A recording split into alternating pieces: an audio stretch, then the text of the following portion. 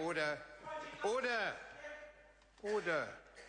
The Speaker has been informed that New Zealand First intend to split their call. 4-minute bell. That's right. Barbara Stewart. Okay, thank you, Mr. Speaker. I rise on behalf of New Zealand First to speak to the Families Commission Amendment Bill. Mr. Speaker, New Zealand First will be opposing this bill. We need to be consistent with the approach that we had in 2003 when we opposed the setting up of the Families Commission.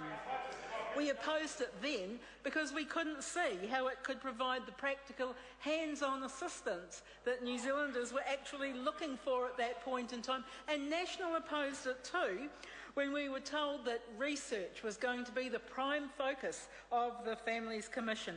And of course, we were also concerned with the millions of dollars that were needed to set up this research unit.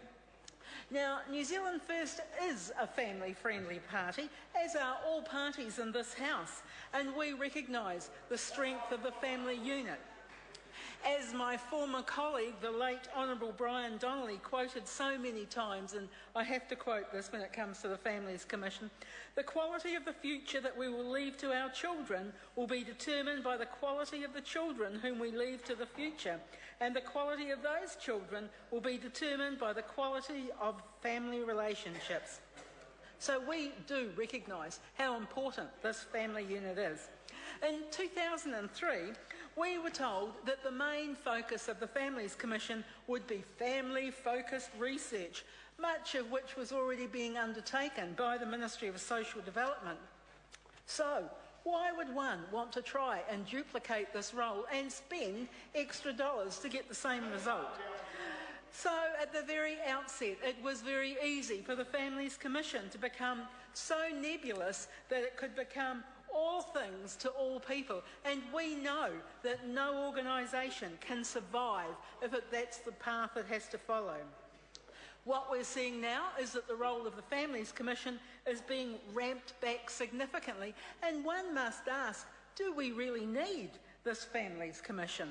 We've been told that hard economic times are upon us, and research in hard economic times must be focused and must have a very tangible output.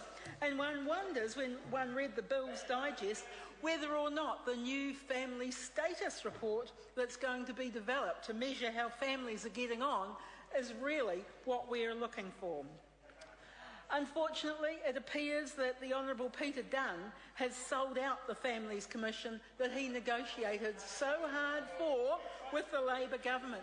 New Zealand First would have thought that once a minister had established a commission such as this as part of a confidence and supply agreement, carefully monitoring the result and ensuring that the output was the best possible would have been a personal priority and would have been carried out, particularly when the minister establishing it has always been a part of the government.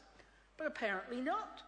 I found a quote from TV1 News from Minister Dunn stating, and I quote, "I am on the record as saying the Families Commission lost its way early on under Labour administration that milk-sopped it into a politically correct institution," end quotes.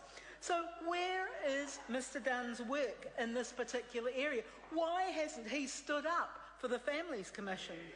So what we're seeing here is that version 1 of the Families Commission didn't work out, so we have another version, focused, leaner, so we've been told.